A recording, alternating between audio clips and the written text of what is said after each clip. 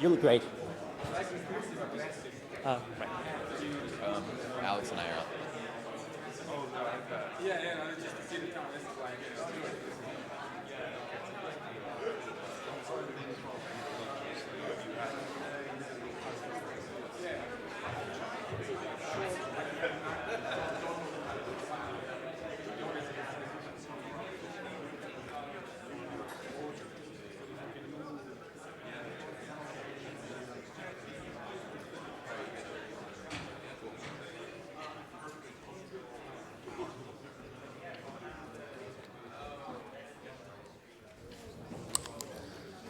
Good morning, everyone.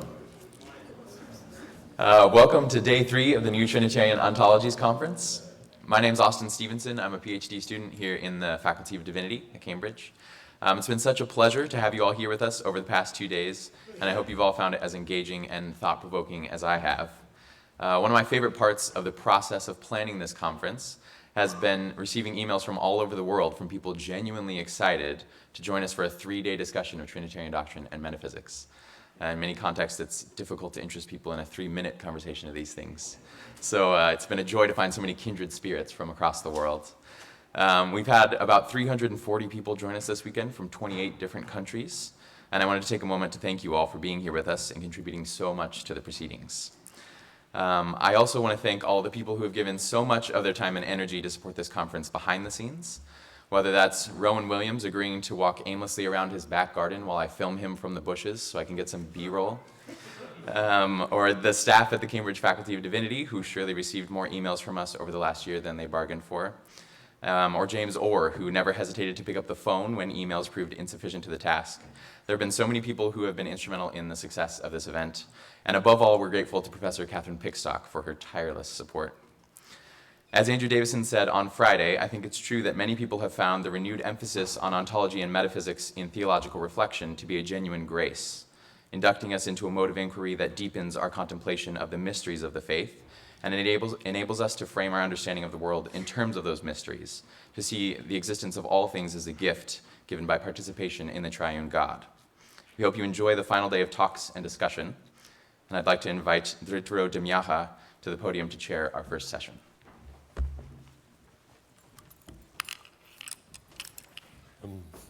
Hello, you can hear me? Oh, very good, very good. All right, I'll hit this. All right, the timings of Boris. It's my really, really great pleasure to introduce our first speaker and fellow countryman of mine, Boris Gunjević. Actually, I plagiarized one of your whole things as an undergraduate essay once. It was great. Yeah. Yeah. But Boris Gunjević is a tutor at Westfield House. He's written 5 books, probably all in 5 different languages, more or less, including God in Pain with Slavoj Žižek. And he's also the former lead singer of seminal straight edge punk band Perugia.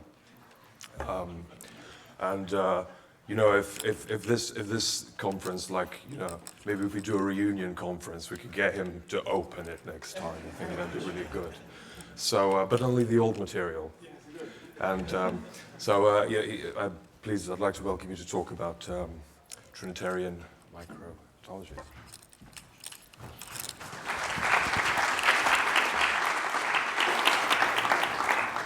Thank you very much. It's a pleasure to be here at Nicaea. Once again, thank you for such a good introduction. If someone introduces you like this, it's kind of difficult to say you're a nice guy, but I will continue with the title of my presentation. It's called Trinitarian Micro-ontology, an Exercise in Foolishness. In his archaeological investigation on the forms of life, Giorgio Agamben excavated something that he calls the Western ontological machine. In his well-argued thesis, Agamben shows how Western metaphysical tradition contains 2 distinct yet interrelated ontologies. The first ontology he calls ontology of assertion, that expresses itself in indicative mode. It is an ontology of esti, or the is. This ontology governs and rules in domains of philosophy, science, and technology. The second ontology is ontology of commandment, and this ontology expresses itself in an imperative mode. Agamben calls this ontology of esto, or be. The ontology of commandment governs and rules domains of religion, law, and magic.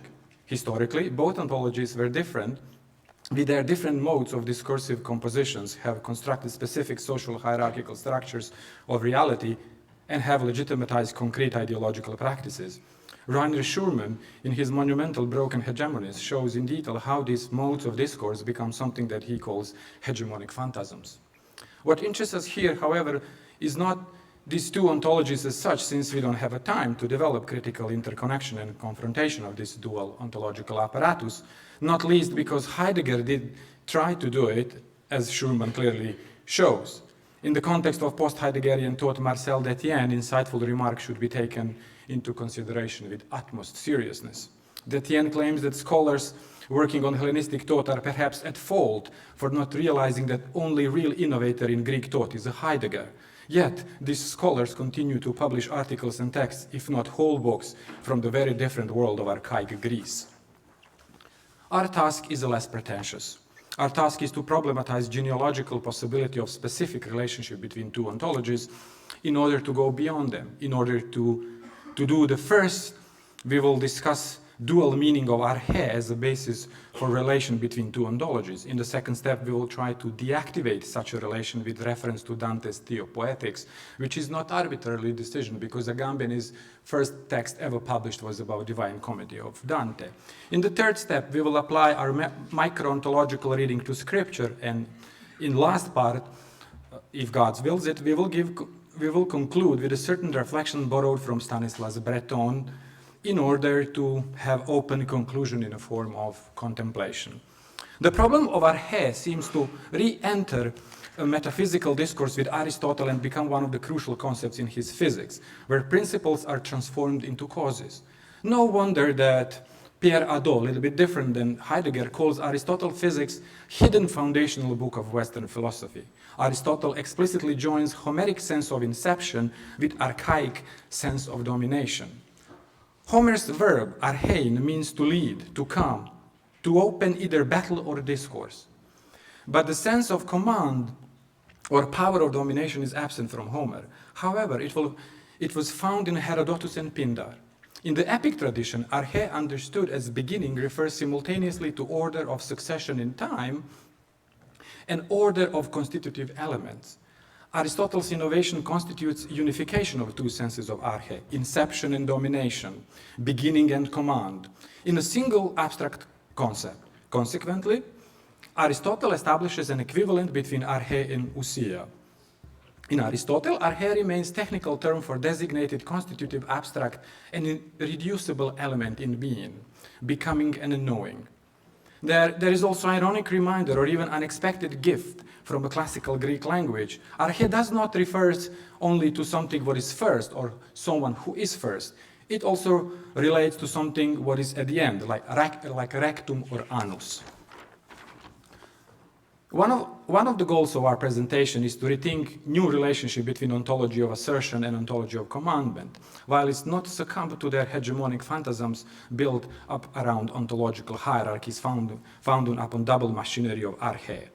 It is not simply enough to reflect on the principle as a beginning, origin, or inception, as it was predominantly case in the Western thought, and neglect another part of the binary constituent that relates to domination, order, commandment, which was paradoxically condemned by Aristotle in the parts of the Rhetorics and Poetics. Commandment, for Aristotle, is the same as prayer, belonging to non-apophantic logos, and as such it cannot be true or false. In this way, commandment is exiled from metaphysical discourse, but as a suppressed, rejected, neglected part returns forcefully into discourse under disguise of religion, law, and magic, which is in antiquity were not strongly differentiated discourses. And as such, commandment, a domination, order will guide and orchestrate the whole structure of reality. Agamben is very clear here. When we neglect, reject, or overlook this second constituent of arche, we end up with smooth, beautifully charming, and seductive pseudo-Dionysian hierarchies where angels are presented as heavenly bureaucrats who are helping God govern the universe as political theater. For Agamben, pseudo-Dionysian celestial and ecclesial hierarchies are archaeological examples of how modern governmentality was born and how it was turned into management. Ontological ranking of angels into highly bureaucratized mystification of reality is reduced to governmentality, control, and power, sometimes he calls bioethics. What can strike charitable reader of Dionysian corpus is the complete absence of any discussion of crucifixion and resurrection. In his hierarchies, there is not even a single occasion where we can find problematization of crucifixion and resurrection, which means that without even single mention cross in his corpus, let alone resurrection, the opulent and extravagant hierarchies of pseudo-Dionysius could turn into capitalistic Ponzi scheme. So in that sense, we should rather read Proclus if there is no resurrection and crucifixion in pseudo-Dionysius. In the next step, I will try to deactivate specific aspect of ontological apparatus, thereby providing a different understanding of relationship between two ontologies. Not because relation is a metaphysical category par excellence, but because new form, what interests me, the new relation between two ontologies in order to reflect about something what I call micro-ontology.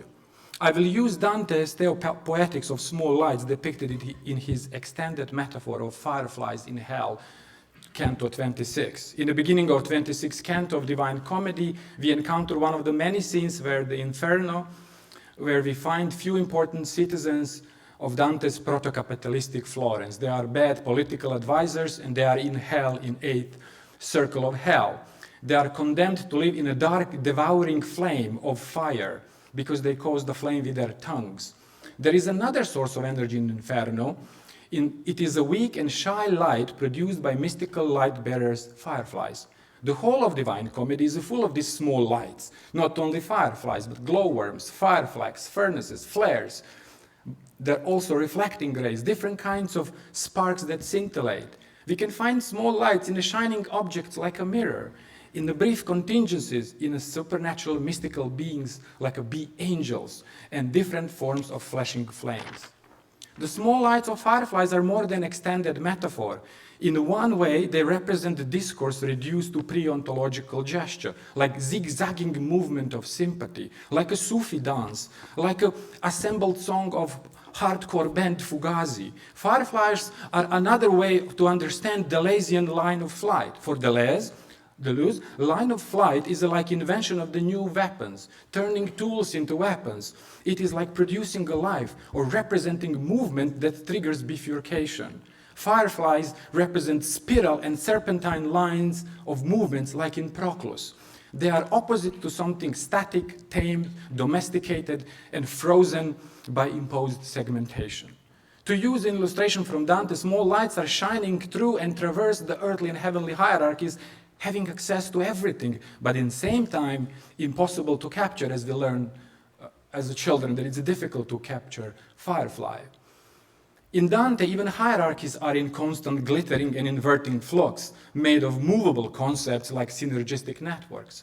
In Dante, everything is made of motion and movement, including angels, principalities, and powers. Dante called pseudo-Dionysius little candle, which I think it's very ironic in many ways, small light. Dante compositional structure reminds us more on the Eisenstein montage of fragments, where crucifixion and resurrection are presented, alluded to, and hinted through poetic shrapnels in almost rhizomatic and subverted mode. In the Canto 14 of Paradiso, one of these unexpected lines of flights are mentioned. First, resurrection is mentioned, and then crucifixion, which perfectly fits into Dantean metaphysical redescription of reality. Even Christ is not present there, and even God is not present in paradise, but that's a completely another theological debate. When we can discover face of Christ through intensive variations, phrases, and it's the same with the Trinity, but we will return to that at the end. Truth for Dante is presented like a lights of the small lights of the stars in heaven, direct quote. He is subverting everything, establishing new synapses, and he changed our perception. This is the whole goal of Divine Comedy, but also he constructs a way beyond our banal understanding what arche is all about. In Dante, truth as arche can be seen only with small lights as a silent transformation of everything. Dantean ideas of small lights refuse to be co-opted in any ontological apparatus. Rather, they are here to deactivate it, emancipating from, once again, for a new use, like repurposing it. The small lights can help us to recognize movement of truth. It can help us to understand how aletheia becomes homoiousios, and how homoiousios, likeness, assimilation, it became rectitudo, and how rectitudo became adequatio, how adequatio became certitudo, how certitudo becomes certainty of will for power, and how eventually will of power became security, which is today truth is only what gives us security, as we already know, especially at airports. Take off your pants, you're just doing that immediately for the sake of security. But I don't want to be secure, they will take me in asylum if I say this. So, from aletheia to security, once again to concealment, it's almost like you have this sort of a trajectory, and I think that it's a fundamental question for something what I call micro-ontology. The small lights are here to enable us to perceive something what François Jullien beautifully called silent transformation, unnoticed displacements. Now we turn to Scripture. As you know, Scripture likes small things, small lights. Jesus is referred as a sign of contradiction, and he himself made small light in order that we can experience smallness of light and light as a grace. The Gospels show us how to recognize small lights and how to become small light. To put differently, Gospels are full of small things. It is enough to have little faith. Mustard seed is important. To become like a little children, not to scandalize little ones, instead to accept the little ones in the name of Jesus. Smallness is closely related to what is lost, what is law, and what is lost. Furthermore, smallness becomes a code for understanding silent transformations like the tears of Peter, Jesus sweating blood in Gethsemane, and breadcrumbs from the Lord's table. Smallness can be simultaneously obstacle and encouragement, lack and acceptance, warning and comfort. Or as David Bentley Hart translates in his New Testament in a beautiful sentence, gather up the fragments left over so that nothing is lost. Here we can give one paradigmatic cases for understanding small lights in the Bible, and it is related to foolishness of cross, which is an ultimate example of the form of life and form of discourse, reduced to simplicity of gesture. Discourse on this extreme fragmentation that represents small lights in the Scripture is the foolishness of cross enacted in the movement of so-called fools of Christ, fools for Christ. As a nomads of cross, they are wandering, yet they are never rootless. Their strange, theatrical, extravagant behavior, like a vagabond nobility, comes from the heart of an ecstatic madness that cannot be tamed. Their behavior is shaped around the distance from institution and participation in the body of Christ via mortification of flesh and stigmatic inscription. Their cross reduce our representation of reality to transformative gestures, stripping us bare naked of trivial language and theological impressionism, like, oh, everything is paradox. This is apophatic theology. I like apophatic theology, of course, and paradox, but to use that as a sort of as a mode of expression, I think foolishness of cross here is a really powerful antidote. Nikolai Leskov, in his story of Pamphilon Entertainer, portrays such apparent fool with utmost beauty and precision. Pamphilon, as his name suggested, he is entertainer and strict juggler, performer, city fool and clown, whose extreme brokenness and clandestine gentleness is greater than life, made him porose enough for small light to shine through him.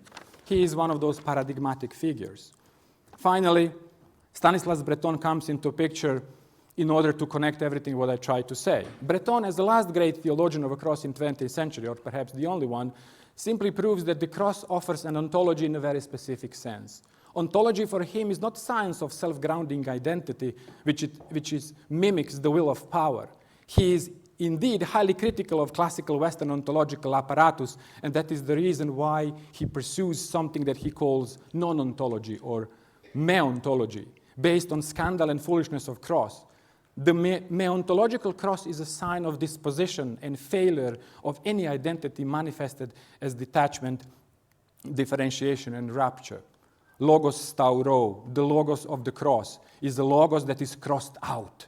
Logos that is crossed out reverse all appearances and scoffs at evidence Evidence is because it points toward God, who has chosen that which is not in order to suspend that which is.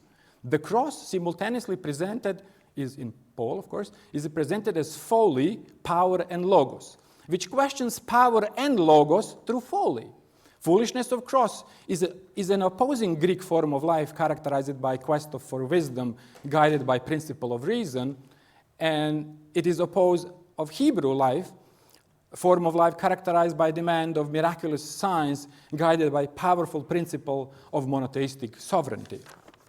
In order to understand Paul's statement about weakness and foolishness of cross, we need for a moment to inhabit the world that Breton describes not according to substance, but more according to function and exteriority of relation.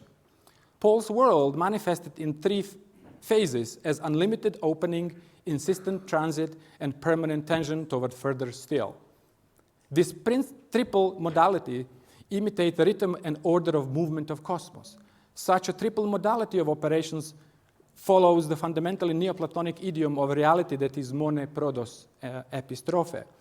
And here we come to the point where Breton offers his very simple, but I think profound understanding of Trinity with the help of propositions that have any important and crucial role in his whole discourse.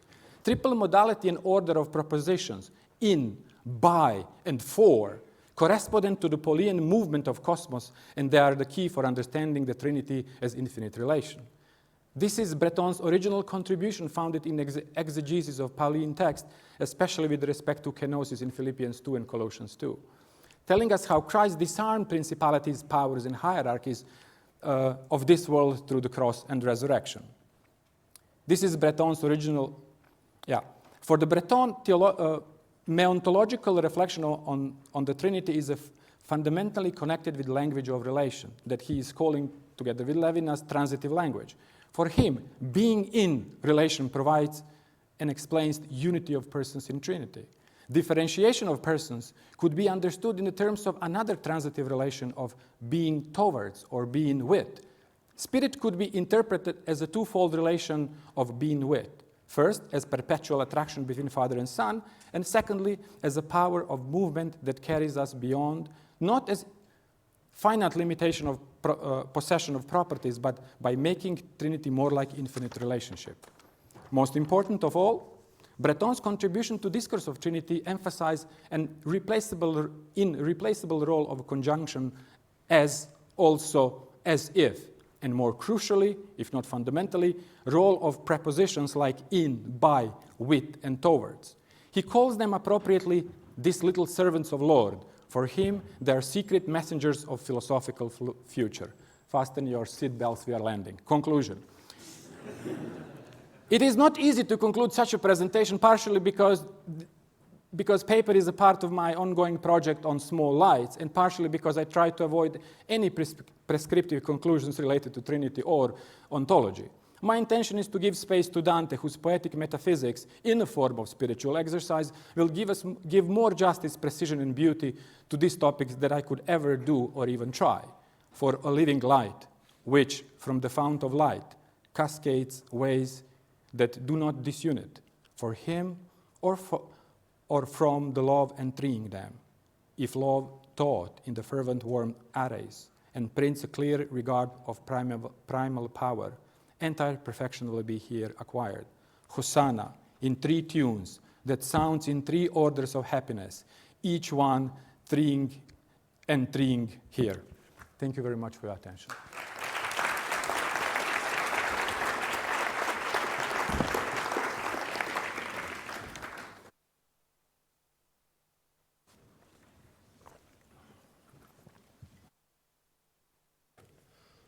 Thank you very much, Boris. I'm just going to set this up slowly.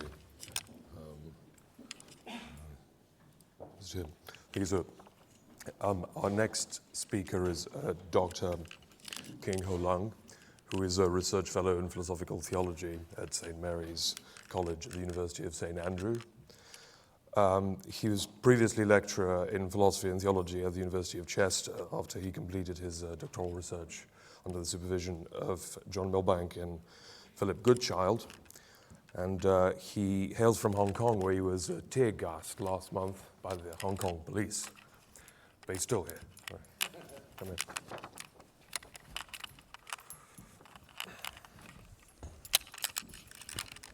Hello, can you hear me okay? Yeah, great. So I'd like to thank Ryan Hacker and the team for organizing such a wonderful conference, and indeed for inviting me to speak here. As opposed to micro-ontology, my paper is going to be on meta-ontology, to think about what is ontology, or ontologize about ontology, and specifically what is ontology in light of Trinitarian thinking. But I'd like to begin by picking up something that Ragnar said yesterday, namely the distinction that Karen Kilby draws between contemplation of the Trinity and contemplation in the Trinity in her so-called Trinitarian apophaticism. So to recap, contemplation of the Trinity is to think about the Trinity as some kind of object represented to a subject that is outside of the Trinity. Whereas contemplation in the Trinity is a description of the structure of how one contemplates. Now, these two models, I think, can be paralleled with what Simone said on Friday as well, namely how we think about the Trinity, or just think Trinitarianly. Now, perhaps when we say we're talking about Trinitarian ontology, we tend to think about the left-hand side. Think about what is the Trinity, or what is created being in light of the Trinity, or in relation to the Trinity. But if thinking Trinitarianly, or what Kilby calls contemplation in the Trinity, is something that involves some change or elevation in one's ontology, so as Kilby says, when one is taken up into the life of the Trinity, then maybe thinking Trinitarianly is also a way of doing Trinitarian ontology. That Trinitarian ontology is not just about what we think, but also how we think. And in what follows, I want to consider whether Trinitarian ontology may be understood as an ontology of the how, or if you will, an ontology of practice. Here I partly have in mind what Giorgio Agamben calls a modal ontology, which is what he calls an ontology of the how that coincides with an ethics. The modal in Agamben's modal ontology refers to Spinoza's ontological notion of mode. And what I'm going to do today is to experiment with a Spinozist reading of Augustine's De Trinitate. I know this sounds absolutely crazy, but I think such an approach to Augustine would echo what John Milbank said in page 166, note 13 of The Word Made Strange, namely, a Spinozization of Augustine and Augustinization of Spinoza, or more precisely, Deleuze's Spinoza, and perhaps also of Milbank's Augustine, but we'll see. Okay, so in Spinoza Practical Philosophy, which is the book John cites here, Deleuze writes, in his whole way of living and of thinking, Spinoza projects an image of the positive affirmative life. In Spinoza's thought, life is not an idea, a matter of theory. It is a way of being. For Deleuze Spinoza, one's way of thinking is intrinsically connected with one's way of life, which, as we see here, is not just some abstract idea, but a way of being itself. One's way of being is bound up with one's whole way of living and thinking. Ontology is a way of life. Or as Milbank said on Friday, metaphysics is the way we live. And this connection between ontology and the practice of philosophy as a way of life and thought that Deleuze identifies in what he calls the image of thought of Spinoza is something that I think we can also find in Augustine's so-called psychological account of the image of the Trinity. And I shall try and present this in two steps. Firstly, by looking at how Augustine understands the image of the Trinity in terms of philosophical practice in De Trinitate 14, and then to see how this practice of philosophy as a way of Trinitarian thinking is related to his ontological formulation of the Trinity itself in De Trinitate 15. But before that, more Deleuze. The last book Deleuze wrote, or he published before his death, was his 1991 co-authored work with Félix Guattari, What is Philosophy? It is in this book that Deleuze spends a whole chapter discussing the image of thought in terms of what he calls the plane of immanence. And I would return to this quote later on. But the reason why I mention this now is that the discussion of what is philosophy is precisely how Augustine opens and ends Book 14 of De Trinitate, the very book in which Augustine presents his most developed version of his psychological image of the Trinity. And as you can see here on the screen, in Augustine's remarks at the beginning of Book 14, Augustine speaks of the worship of God as human wisdom. And the love of wisdom, which is the task of philosophizing, or philosophia per se, is, quote, that which we're talking about when Augustine is discussing the image of God in De Trinitate 14. And as Augustine remarks later on in the same book, the Trinity of mind is not really the image of God because the mind remembers and understands and loves itself, but because it is also able to remember and understand and love God by whom it was made. And when it does this, it becomes wise. To put it in a word, let the mind worship the uncreated God by whom it was created with a capacity for God and to be able to share in God. For Augustine, the psychological trinity of the human mind is not really the image of God until and unless it remembers and understands and loves God. Quote, when it does this, it becomes wise. It is when the mind practices the God-given capacities it has to worship God that the human is said to become wise and truly image God, the Trinity. In this regard, Augustine's psychological image of the Trinity does not simply refer to reified features or elements of the human mind, but the activities that the human mind can exercise, and particularly the practice of philosophy as the love of wisdom that orientates oneself to the worship and contemplation of God.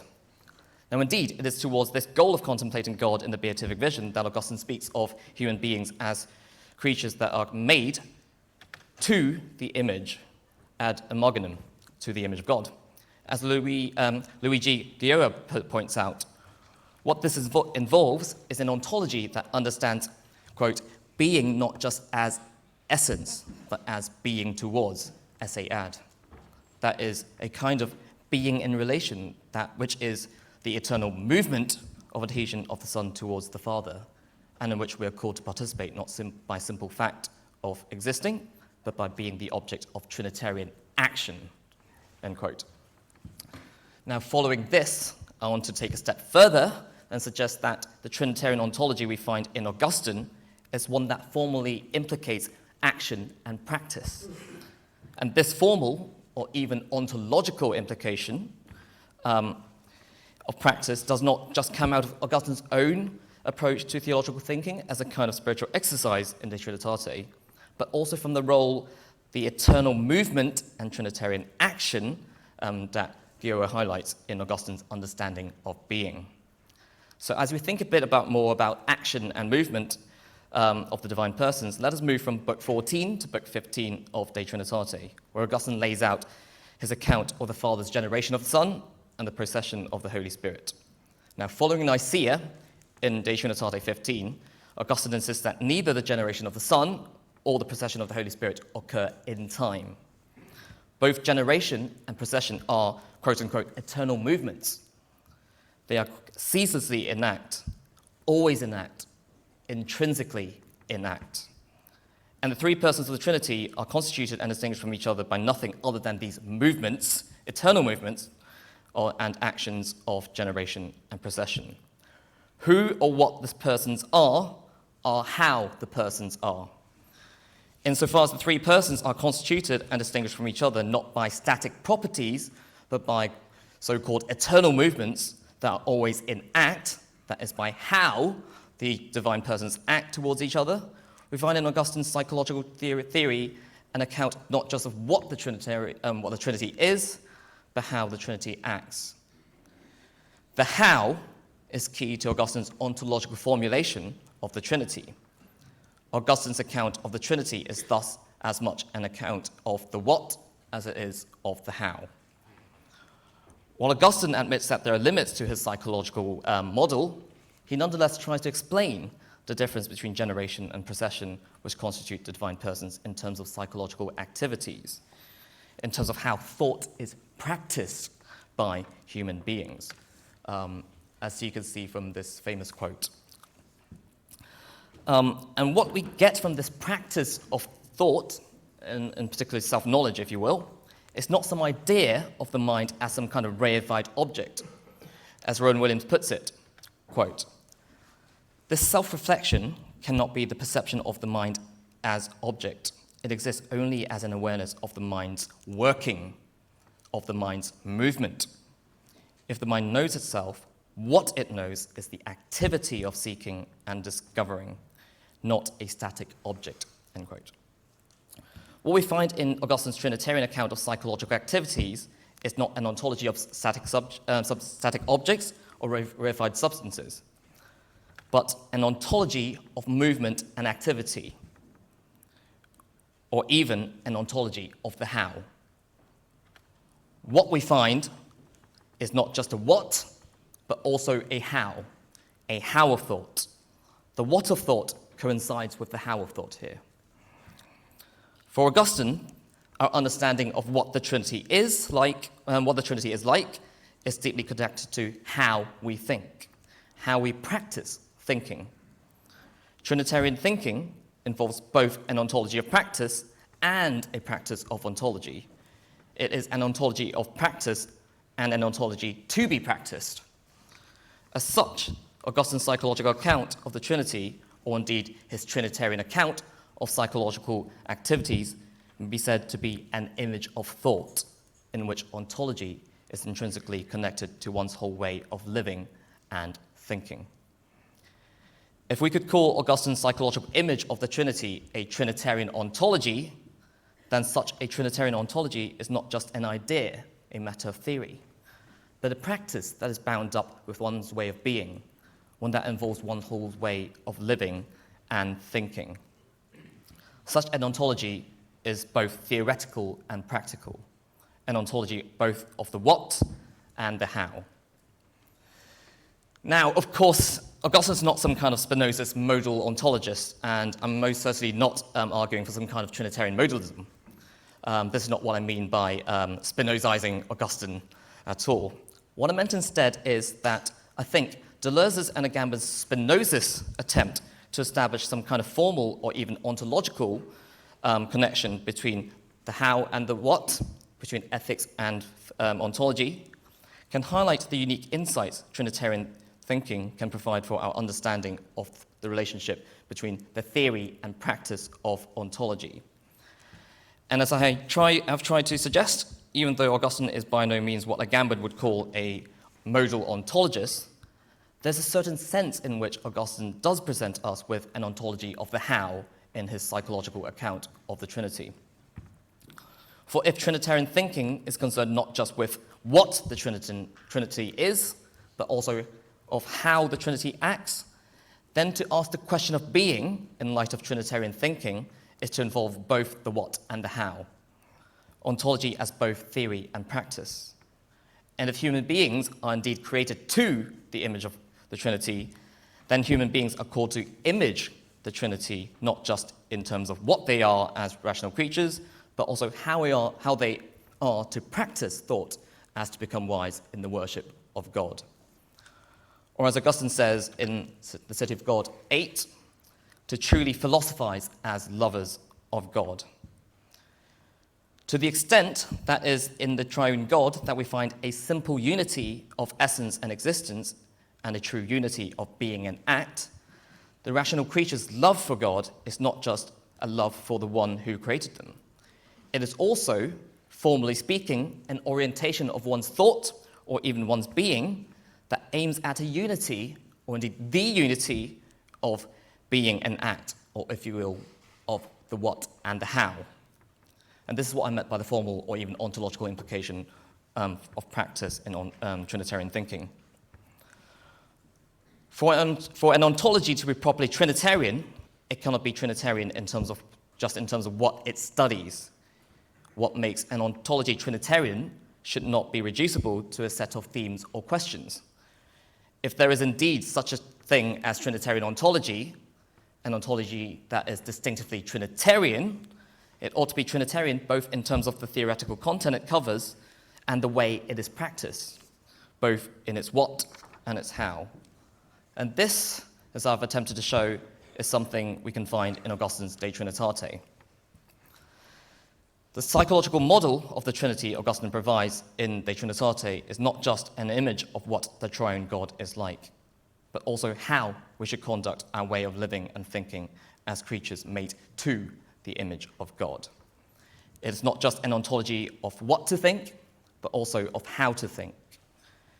In other words, what Augustine's De Trinitate offers us is a Trinitarian ontology that is not just a psychological image of the Trinity, but also a Trinitarian image of psychology, or more accurately, a Trinitarian image of psychological activities, or if you will, a Trinitarian image of thought. To return to Deleuze's notion of the image of thought, this Trinitarian image of thought is not a concept that is or can be thought.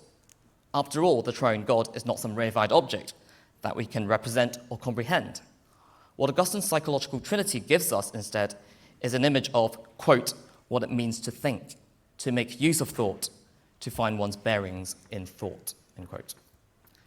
It is in this Trinitarian image of thought that we find our bearings in thought, with which we orientate ourselves towards further and deeper participation in the triune God, in whom we live and move and have our being, and in the image of whom we are called to practice how we live and think, or indeed how we are to approach the question of being. Thank you.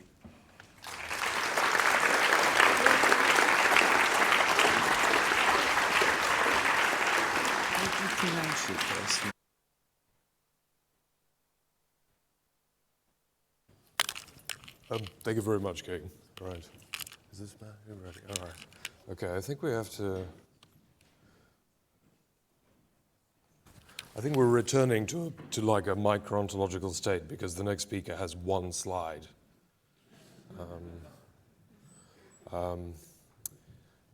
He is the Regius Professor of Divinity at the University of Oxford, and he has the very dubious distinction of being my supervisor. Graham Ward is currently involved in a kind of parallel double trilogy, and we're about to hear some of the recent developments from the current stage, the incarnational stage, and hopefully the Trinitarian stage. So, yeah, that's all I really have to say. Living in God, Graham Ward.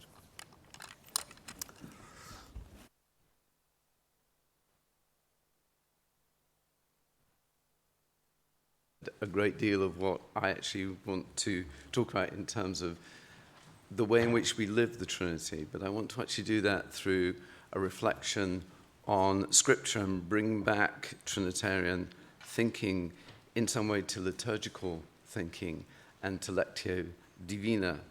So what I'm going to do is to explore a set of Trinitarian relations between time, grace, and redemption as they at this passage from Mark's Gospel. And what I want to appreciate in this is the way in which in Mark's Gospel deictics of temporality are under erasure. Beginning, end, then, now. These aren't annulled, but their content is rendered amphibulous as protology and eschatology fold into a sempiternity, and all things are redeemed. The arche that opens Mark's narrative is an aperture to a different kind of world.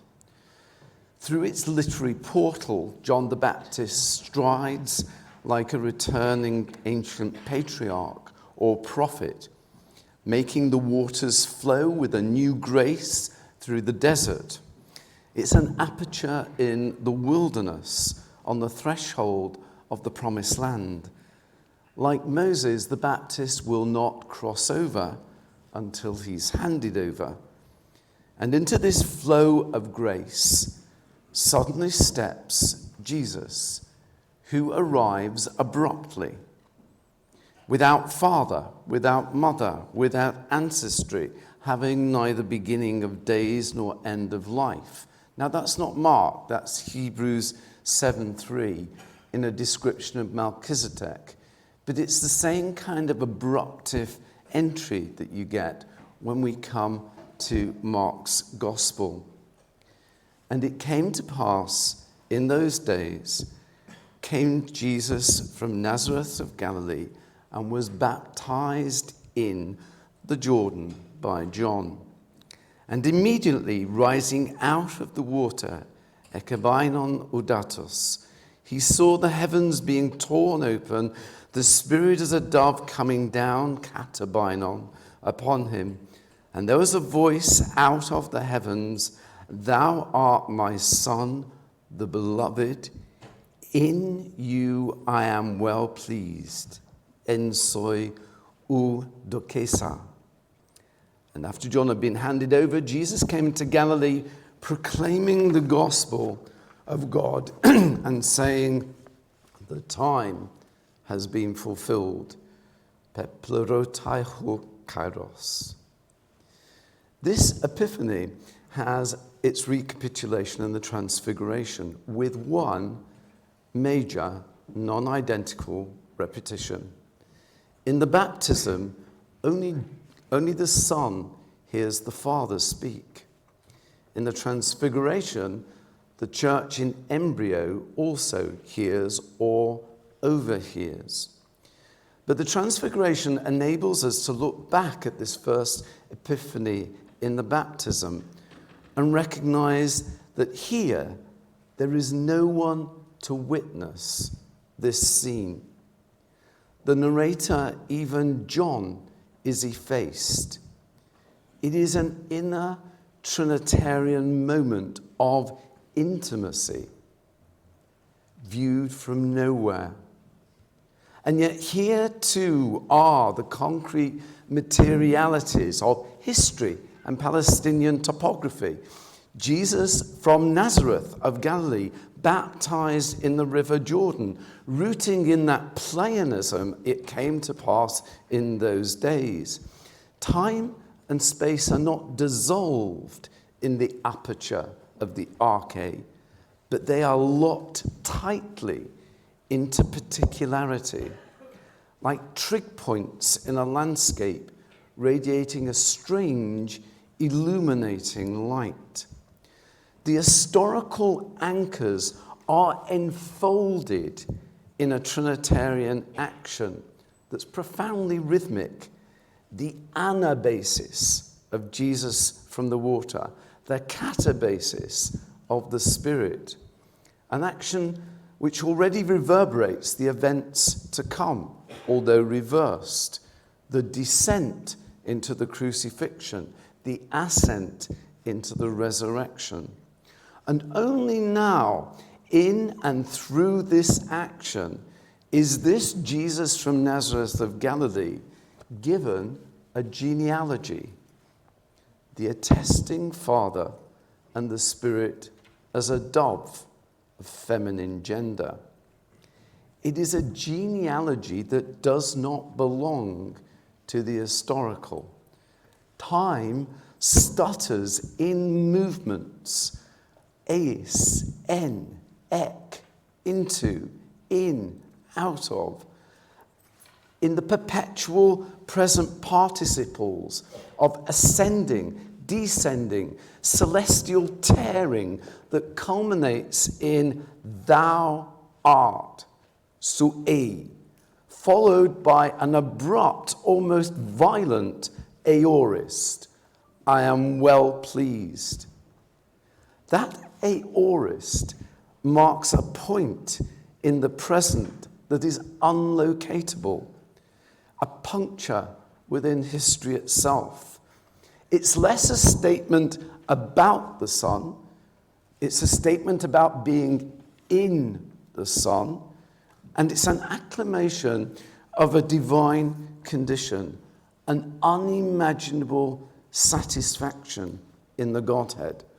Like the resolve in Genesis 1:31. So it was, and God saw all that was made, and it was very good.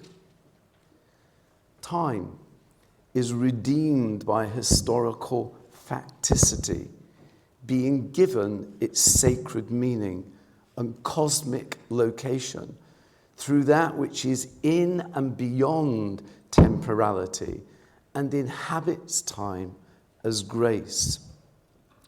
When we read a phrase like, the time has been fulfilled, peplerotai ho kairos, it has to be understood as a statement imbued with mythic sensibility. It ironizes every understanding we have of time, calls into question our knowledge of temporality.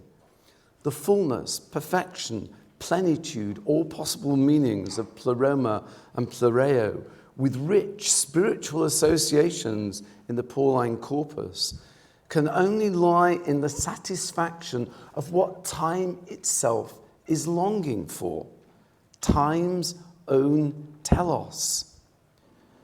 The word Jesus uses is not chronos, time as duration, but kairos, the chosen time, the right time, the critical moment. Kairos is what that aorist earlier announces, an immemorial temporality, a time that is not reducible to history and duration, that is paradoxically eternal time, ionic time. And we could translate peplerotai as has been given plenitudinously. So then, peplerotai says something about the nature and the quality of ionic time, rather than just an action with respect to time. In other words, it can be understood not just verbally, but adjectivally. What kairos is then, is time filled with the plenitude of grace. And yet it is a time that is meaningful because it can be received and experienced and lived. The meaningfulness of time. Now let me just develop that a little bit more. Famously, in his letter to the Galatians, Paul also refers to the fullness of time, Galatians 4:4. In the context, the phrase refers to the shift from being under the law to being under grace through faith in Jesus Christ. As children, the Jewish people were under the law and slaves to the elemental spirits of the universe. But when the fullness of time, to pleroma to chronou, came, God sent forth his Son born of a woman. Paul is speaking about chronological time, secular time, the appearance of Christ in history. But that pleroma is part of a rich pneumatology in Paul, the mystery of God's gracious and providential spiritual operations in the world, in which those in Christ are stewards.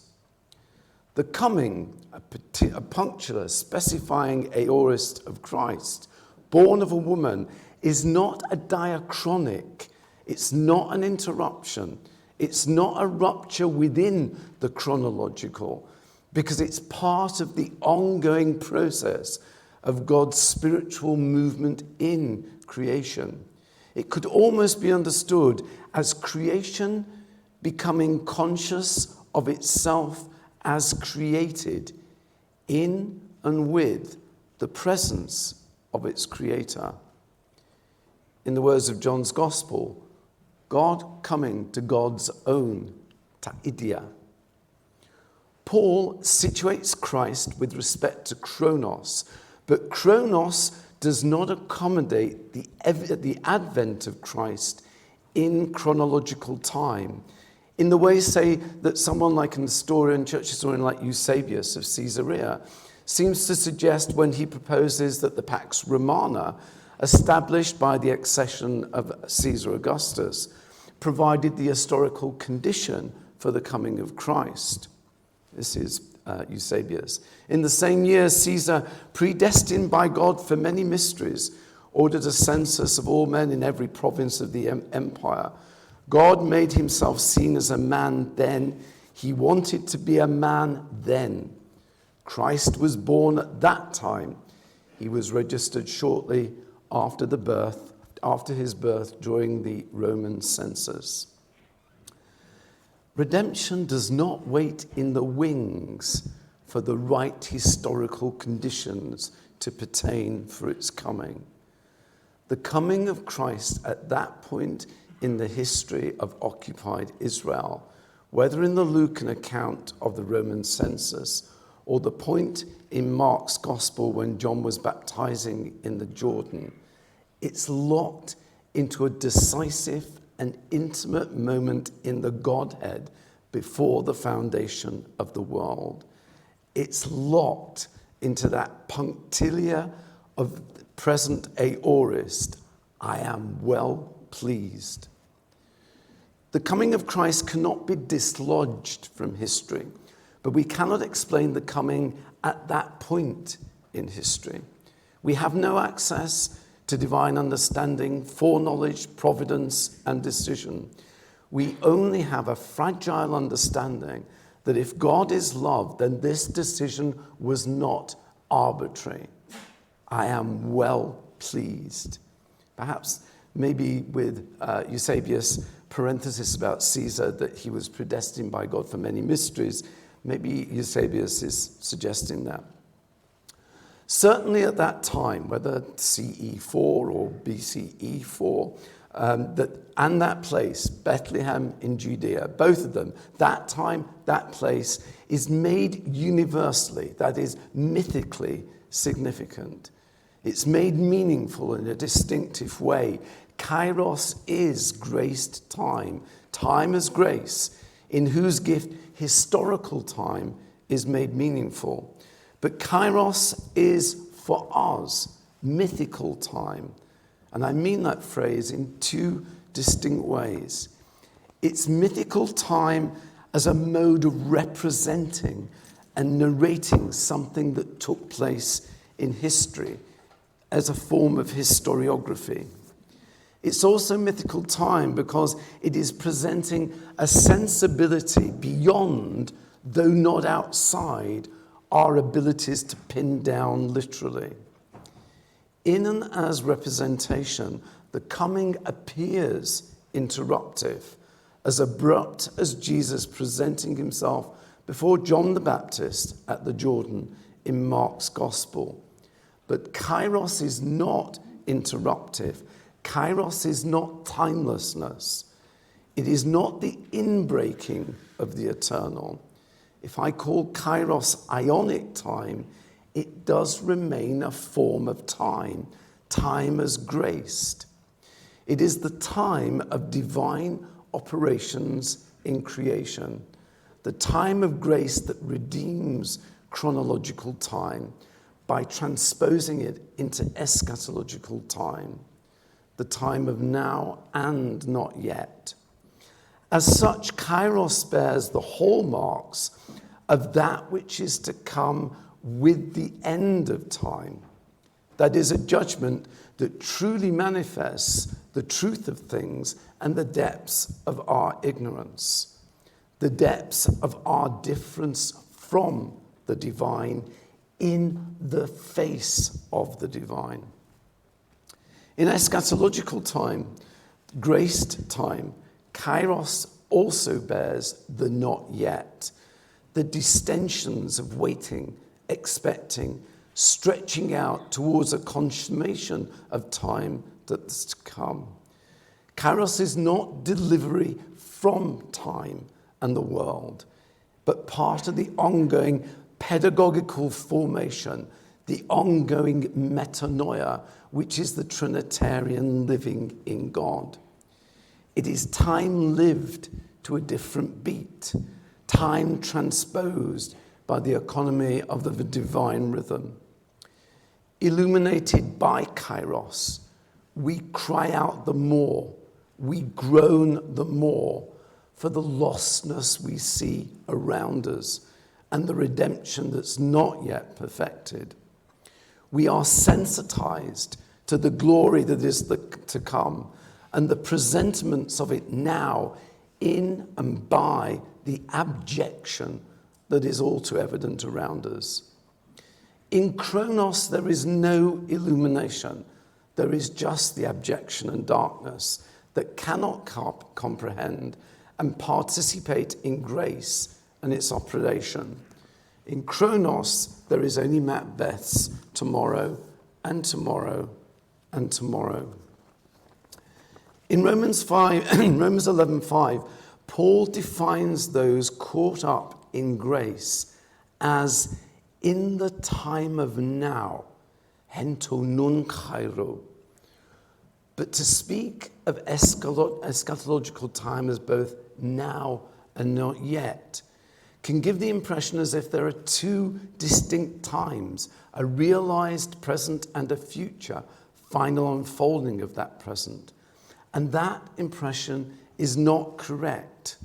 As Augustine made us aware, there is no pure now, nun. The now is not only mixed up with the memory and anticipations of the future, it is itself mediated by an absence, the interval between the eternal and the temporal, marked for Augustine in the spaces between the syllables of a psalm, the beats in a foot, the notes in a bar.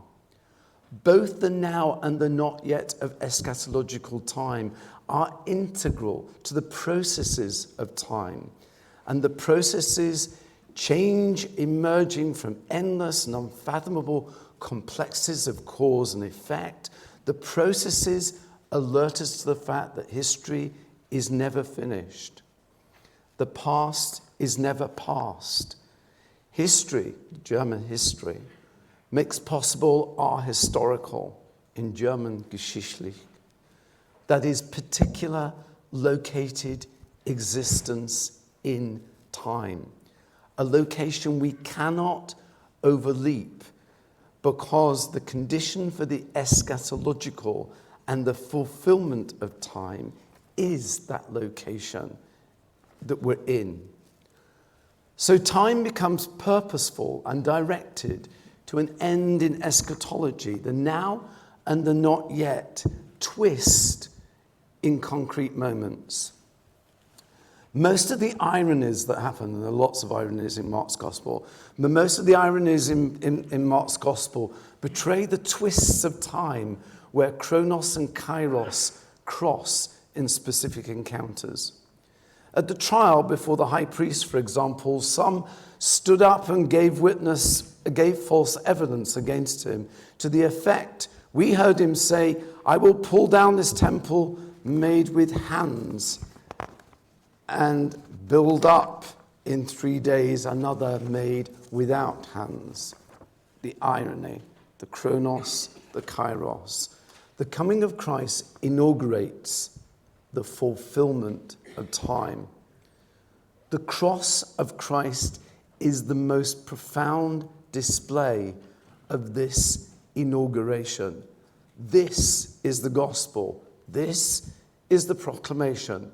It is not only something that Christ speaks about and announces, it is something he is. He is the peplerotai hokairos, time replete. His coming situates history, chronos, within himself. His crucifixion completes that.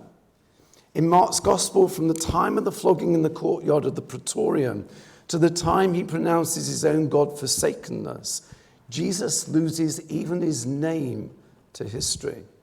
He is just the pronominal he or him, abject to the point of anonymity, his own past and person erased. Now just an object of ridicule, he is consumed by the chronological, or, put another way, the way of faith. Now his death consummates the chronological. The final irony where kairos and chronos, myth and morning coincide, lies in the luminous recognition by the Gentile centurion that he was Son of God. History is in the ionic, the transhistorical, the eschatological, as Christ is in his creation, and creation a Trinitarian event in God. The point being this: kairos does not annul chronos. It works continually within it, transposing the structural relations of chronological time with respect to sin. That is, the sins of the fathers being passed down through the generations, passed down not just to the fourth generation, but to the nth generation. Giving that fathering is an ongoing life activity. The operation of grace makes certain chains of action and reaction down through the generations inoperative in their effect upon history, inoperative upon the conditions that then prevail with any temporal location, Geschichte. In Ephesians 1:10, Paul picks up the rhythm of this operation in what he calls the economy of the fulfillment of times, to plurimatos ton kairon, in which all things are recapitulated in Christ, ento Christo, things in heaven and things on earth. In this economy, the spiritual time of grace renders inoperative certain distortions of desire from which sin issues, transfiguring all things. Living in this divine oikonomia constitutes a pedagogy governing spiritual and ethical formation in Christ, hidden in God through the Spirit. In this consists the nurture and sustenance for ethical life. For in this fullness of time, we apprehend something of the gravity of our historicity and our responsibilities in our historical locatedness for the effects of all our actions, for good or ill, upon the history that is to come. Our actions count, and that counting makes our living ethical. And it's in this way, through us and for us, as through and for the Gospels, writers of the Gospels and St. Paul, through us and for us, Christ as Logos and Mythos is continually handed on, handed over, and lived. Thank you.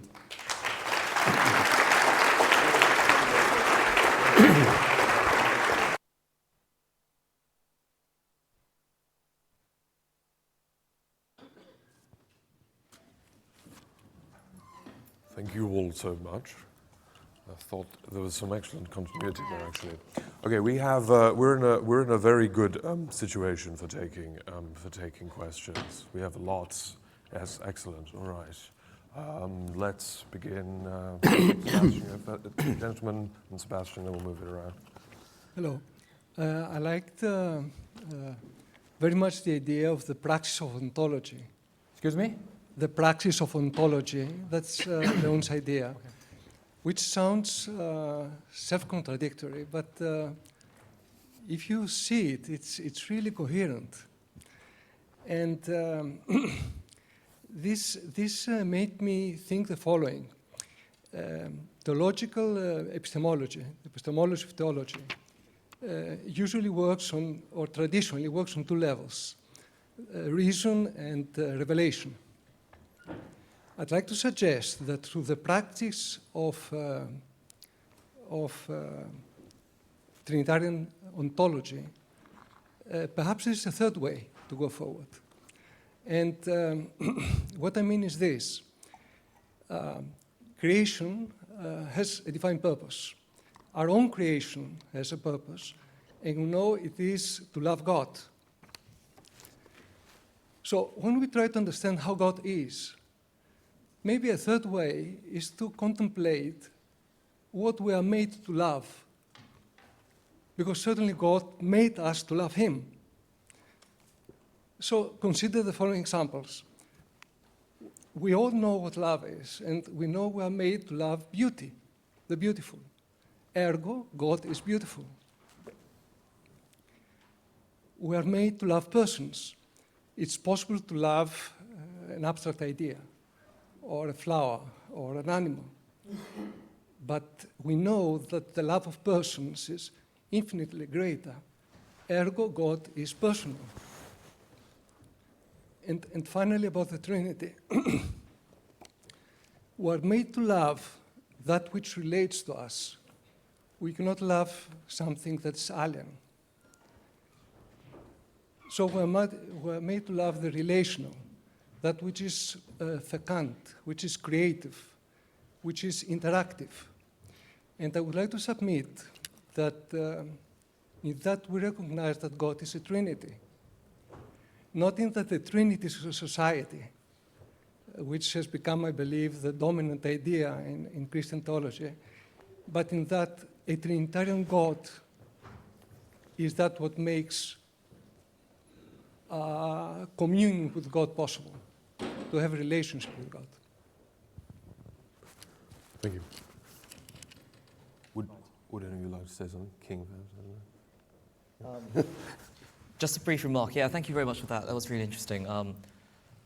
Yeah, when you said we all know what love is, I was almost trying to step back a bit because I was trying to think about the how as well as the what. But I think what I really liked about it was when you talked about how relation comes in how love works. And I thought there's an interesting parallel between how relationality works and what I call howness, if you will. Mm-hmm. But that's just a remark. Yeah. Fantastic. So, Sebastian. Yes, I had a question for Graham. I really like this idea of kairos as the consummation of chronos, but I slightly worry that we've had consummation without courtship here, that the sense of, we don't quite sense of how do we get from kairos to chronos and vice versa. So that I felt in your reading of Eusebius, surely precisely what the incarnation does do is it does give us access to God's thought about time and through time. That precisely it's not that God has preconditions, but God makes preconditions. That just as God prepares the ground of his own incarnation through Mary, and through, of course, the Immaculate Conception of Mary, we find almost the mirror of this in his conception of the world, that he makes the world already more like the form of time that he seeks to instantiate, already more like the world of peace that he is promising. I think you're right, and it's the way. Let's come back to that word consummation. It's consummation insofar as what I'm trying to say is that chronos in and of itself is meaningless. It goes from one moment to the next. So it has to find its meaning, and what its meaning is found then is within the kairos. That is what is the way in which if you like, the literal can then be swept up into the mythological and the deeper and the sacramental understandings, and that means also then that it's not that if you like, what I would want to say is that chronos as being meaningless is only because chronos has become something which has been distorted by sin. And so this is it's the overcoming of that this kairos, and what I'm also trying to get away from, and I'm glad you brought in the Marian there, because that is absolutely fundamental. There is more that we need to do, I think, theologically, with actually understanding that Mary is absolutely vital to the incarnation. We can't just have an interruptive. It's not. The generation of the Son, in terms of the Trinitarian generation, is a generation within Mary herself. And it's that continuity. It's getting away from the idea that, in fact, that there is a kind of interruptive Or that within certain notions, that within not just Eusebius, that in fact, okay, so the time was right now, and God could pop down like some kind of, man who fell to earth. And it's just not, all this is encompassed within the I am well pleased. It's within what I call a benediction, a speaking wellness that is the outpouring of the Trinity right from the beginning. Creation itself as a Trinitarian event of benediction. Thank you. Thank you very much. I think perhaps there's a gentleman back there, and then you. Ian Logan. It's an exegetical point, because you had a slide up there from De Trinitate 1415, Edmund Hill translation, I take it. Hills, yeah. Yeah. Where he translates igitur really, and I would translate it much more strongly as therefore. And actually, igitur, really operates as, if you like, a Trojan horse, bringing in questionability into the notion that the image of God, the image in man, involves man's image of himself. I think Augustine is saying, therefore, and also, not really this, but that. And I think that this is a big error that's coming into interpretation of Augustine through what is a very good translation generally, although rather loose, into English anyway. Obviously, it doesn't apply to other languages. But it's an important point. It's a locus classicus of the notion of the imago Dei, and we should translate it correctly into English, would be my point. Thank you. Thank you very much. Down here. Actually, well, they'll both have time. Yeah, go then. Hi, my question is actually for King Ho. So I heard you as relating the how of the Trinity with the how of human praxis. I thought that was very suggestive. But in Augustine, at least following people like Leblond and in Williams, this relation is more closely regulated by the incarnation. And arguably, without the recognition of the incarnation as providing the how, we lack that kind of paradoxical recognition that it's actually precisely through our creatureliness and our being in body and time that we come to participate in the Trinity. Yes.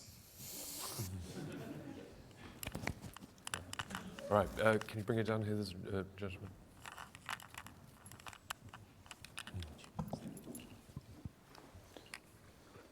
I'm Lawrence Reichelt. I've got another question to Dr. Leung. Like Simone Kodva yesterday, or on Friday, you were talking about thinking Trinitarianly. She did it in relation to ecological thinking. And I was thinking about Andrew Louth yesterday, giving the example, it doesn't solve problems to speak of social unity and multiplicity in Trinitarian terms. He did so in the context of his apophatic theology. So would that be an objection to you, or what would be your stance in that case?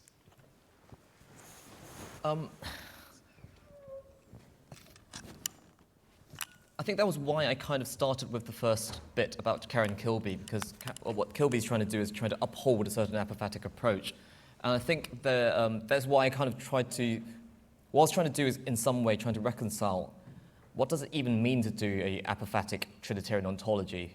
And I kind of went with the howness or the practice side as a kind of implication out of that theoretical insight. Does that make some sense? Or so it's precisely because we cannot fully know God that theoretically that kind of calls for a certain practice, whether it's liturgical or self-reflection.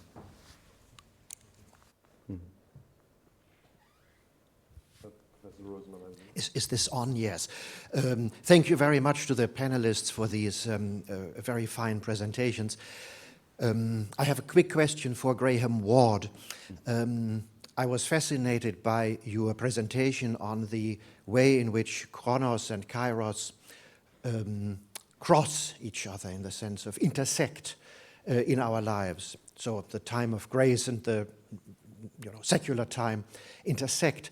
Do you think there may be a theological relationship between these two times that you discussed on the one hand, and on the other hand, what one could call the theology of the as-if in Paul. By as-if, I mean that there are a couple of passages, for example, in Romans, where Paul talks about, well, both God's actions, but then also our lives as being in the mode of a hos or a hos me. Yeah. So, for example, God calls those that are not as though they were hos. Hos, Hos me. Hos or hos me, of course, hos me would be the as if not. Or we are called to live married lives or to experience joy as if we were not married, as if we were not experiencing joy or mourning. So you have a similar intersection there of a life already foreshadowing the eschaton and a, regular secular life. And that seems to be possible to relate that to what you said about kairos and chronos. Yeah, it does. In fact, Agamben does this himself. He has one of the most interesting parts of the times that remain is actually about that as if, or as if not, and the way in which the negative functions. I think it is exactly what to me it introduces, and what I've learned an awful lot more here from Kierkegaard, it introduces the irony, the ironization here that opens up the kind of paradoxical, the kind of unpin-downable, the kind of aphoretic, that in fact then life is being, the meaning of our lives is always beyond what we're actually doing and thinking and seeing. So it's the way in which you do that. So you are living, being married, but as if you were not married. That those two can actually go together, because there is a way in which actually almost we will only come at the end of time when we face Christ and are known as he knows us. Then we will understand what we've actually experienced in our lives and why we've been.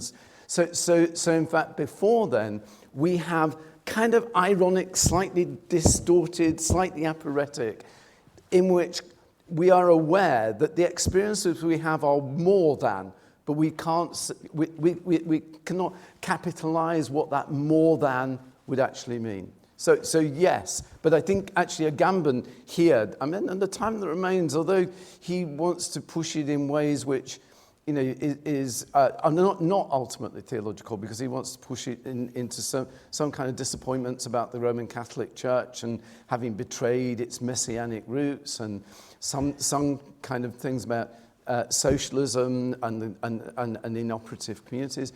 He doesn't want to push it in the way. But he nevertheless, his reading of Romans is a really fine reading for what he picks up on. Those kind of moments like the hos me, and the ironies that accrue from it. Yeah. Well, yes. Would you, Austin? I hope I can express this clearly. While thinking... while thinking with the Trinity, in our understanding of the kairos moment that we are in right now, I'm very grateful for the fact that Agamben has appeared quite strongly this morning. And my question really is, if there are these two ontologies within the Western machine, how can we be careful that we are aware of the covert imperative ontology that is currently in operation in the West? Ragnar Bergam yesterday, very almost as a throwaway, but an important throwaway, suggested that even our very presence here, our arrival here by plane or car or diesel like mine or whatever, is in a sense contributing to the current eschatological, ecological crisis. How can we be careful that our own theoretizing here right now isn't much more of the kind of expression of the more ordered and kind of happy ontology that Agamben suggests is also producing the hierarchy that the imperative produces. I hope I made some sense. I feel like we're in need of some prophetic help here right now. I'll make a response, because I'm sure actually King Ho would want to make a response as well. And in fact, Boris, you mentioned Agamben too, so maybe you would.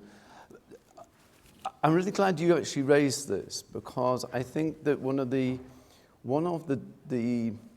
dangers of, and this, I don't think this is a danger about this, the way this conference has been created at all, but one of the dangers of focusing upon new Trinitarian ontologies is that these can actually be very irenic, all about the goodness of relations, and that it is all true. I mean, at the end of the day, for me, the Trinity that's in creation is a benediction. It can't be anything, and therefore it is doxological.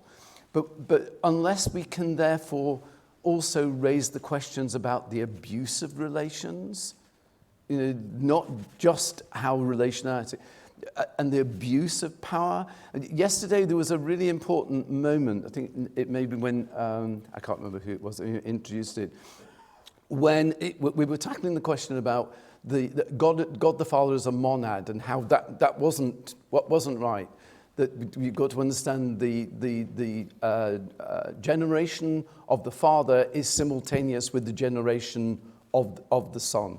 So in fact, that kind of hierarchical, it all goes back to a singles. But there's been a history, as most people who know the patristic tradition, there's been a history in which that story of God as monad, has actually had a political repercussions. So there was a moment when, in fact, we touched upon the way we tell the story of the Trinity comes right back to Comenius and to what John was saying at the beginning. The way we tell that story does actually have implications for the way we actually understand relations. And for me, what it brings down to it therefore has to work not just as a benediction in which we can all glorify, but as a critical, to be able to think, okay, then if this is the perfect and we are living in God, then there's got to be some working out where relations which are abusive are no longer made abusive. That we draw attention to, this is not right, this is not benediction, this is not a speaking well, this is not a doxological understanding. So I think you're absolutely right. And to me that would come back to the how, the living it is important here. But the thinking it is absolutely intrinsic to the living it. I said too much. Anyone want to take on the hegemonic phantasms?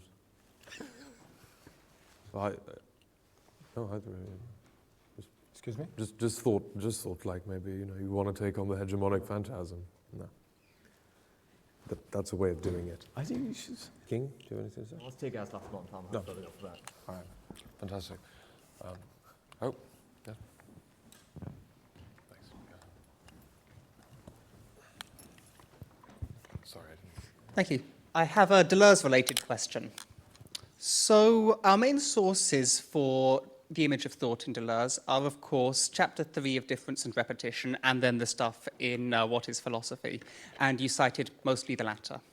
But in the former, in a way that's toned down a bit in the latter, because What is Philosophy is just a better written book, I think. Well, okay, you cite it as well, so you like it too. But in the former, Deleuze fixates on the dogmatic image of thought. And as I understand it, the main thing about the dogmatic image of the thought is its unshakability, is it being held up by a particular subject as something not open to question, and therefore stops inquiry in which all presuppositions are up for grabs. Now, it would seem that this could be an issue because because the image of the Trinity is in the singular. So might there be some implicit disagreement between you and Deleuze? Might be you be using Deleuze's language in a way he wouldn't quite have intended? Just partial defense of you before you get going.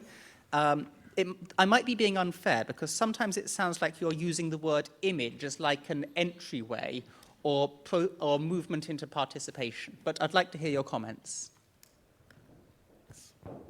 Thank you. I most certainly don't always agree with Deleuze.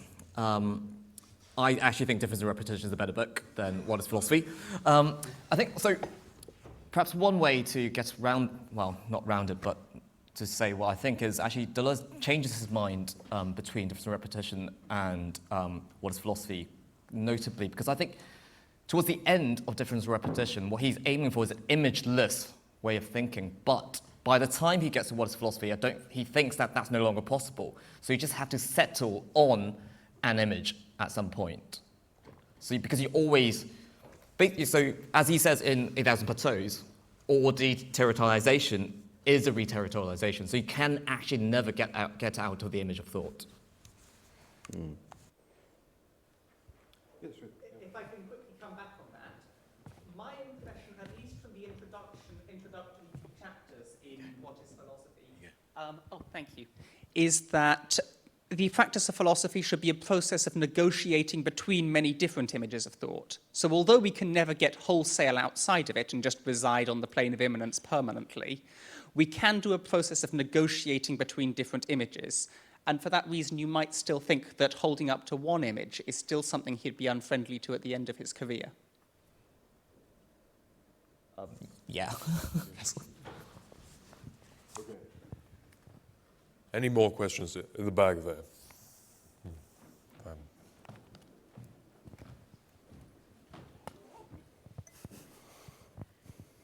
This is a question for Dr. Leung on De Trinitate. Thank you for drawing out the language of how we think in what Augustine is saying. You mentioned at various points the question of how we live.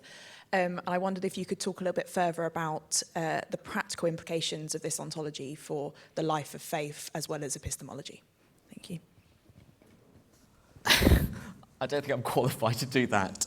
But I think maybe just to say one thing, that I think what I was trying to do is highlight the theoretical importance of the how instead of actually saying what the how is, if that makes sense. And I think that also lies with points out one of the other limits of my interpretation, or whatever you call it just then, that the body plays no part in it. And I think there's something quite important about the body in terms of how we actually do practices. But maybe the reason for practice, or the how, might come from a mental or psychological use of activities, but so the incentive might come from there, but the execution might be a different thing, and I'm perhaps, I feel uncomfortable to comment on an actual concrete execution, if that's okay. But can I just, because I think De Trinitate is such a pedagogical text. I mean, it is a performative. He's taking his clergy, or those who are listening, through. So in fact, the whole of it is a liturgical event. And I would see liturgy as being the great, everything that Augustine is working within is that kind of liturgical and pedagogical framework in which spiritual formation in and through what he is saying is being communicated and formed. So I think there's a rich aspect about De Trinitate in terms of its pedagogy. I think we had another one back there. Or do you still want to ask? No. All right, fam. Thank you very much. I found this discussion really fascinating. I'd like to sort of pick up on a couple of striking images in the light of one of the other questions we had about radicalizing this a little bit more. And that has to do with the fireflies and the dove, those two images, the sort of bodily images, if you like, or life images. So my question is, what are the significance of that in relation to our own thinking? Because a lot of this is about sort of our mind, transforming our mind to think more Trinitarianly, but how does that relate to what Agamben talks about when he talks about the anthropological machine has sort of dominated our thinking? So are we going to move away from that or not? Are we going to become more conscious of other creatures? And then it raises the question of the relationship between chronos and kairos that came up in a very fascinating way, this idea that kairos is a transformation of our chronos, if you like, but then how is that just the work of grace in the human, in the imago Dei, or is it transforming other times in other creatures as well? So I'm interested in sort of interlacing this into a more ecological frame, because I think that is one of the most pressing demands on our time. You know, we're sitting here in this room burning lots of energy and so on. I don't need to say more. I just want to see how this can be pushed a little bit further into some more practice, and maybe think more theoretically in the way that Agamben did about his understanding in the open, for example, was all about our interrelationship with other creatures, other animals, and so on. Thank you. I'm not sure that I understood your question. Is it? Yeah. Okay. But as I said, I think that Agamben has these two kinds of ontologies, and I think that they are connected with some of his investigations and readings. And what interests me, especially in the project I'm working on, is the idea: is there any way out of it? And I use the metaphors of fireflies as a small lights that certain moments of smallness and something that it's very important for Dante, because if you read Dante not just as a literature but as a liturgy, especially Purgatory, which is full of the penitential psalms, and then when you read the whole Dante, it's almost like formation of attention. It is spiritual exercises per se there, and there is a whole perception, transformation of perception. So for me, small lights is not just another sort of a trivial metaphor, and especially because we live in this sort of a hierarchical structures, as I said, and especially I think that what Agamben is using in Kingdom and Glory, particularly criticizing the birth of modern governmentality, in some of his readings of Dionysius, and especially Thomas Aquinas, and medieval reception of Dionysius. And as I said, I try to really make things upside down, because if there is no resurrection and crucifixion in any form of hierarchy, it's basically Ponzi scheme. It's a simply capitalistic, rationality-based story, right? So there is no then things outside of that. This is the Western sort of discourse based. So that's one thing. Second, I think it's the idea that what I said a little bit about archaeology or concept of arche in Western thought, that, and Agamben is very clear here. Basically, he says that commandment, as much as is kicked out of the Western metaphysics, it returns today, and it's even in my very brief genealogy of concept of truth that we have aletheia and homoiousios and then rectitudo, adequatio, the way how the concept of truth is sort of a change, like what do we understand? And then we end up basically in security where, and I think what Agamben is doing basically, he says that we are like horrible word, he basically says techno-science, everything is basically commandment. Like advertising, entertainment, you have commandments all the way. This is exactly, his take on biopolitics. And what basically interests me in the whole discourse, and I think this is, I guess, my completely Eastern European wrong way of reading it, but is that he tried to deactivate this machine. He's using Apostle Paul, especially in his term katargeo, which means not abolish law, but katargeo means deactivate, repurposing for certain use. And when you deactivate machinery, it's basically you are releasing it for a different purpose. And he's using the example of poetry and language, and when kids are playing, let's say my son is playing with plastic container for food, but he deactivated the purpose of the container just using as a game. And the whole idea, I think it's, and what Agamben is saying, not because he's offering some sort of a solution. They always criticize him, oh, you are depressing, there is no any solution, but I think that's completely, sorry not to be offensive, theological reading of Agamben. So. All right, thank you very much. I'd like to thank the speakers now, and we're going to take a short break. Thank you.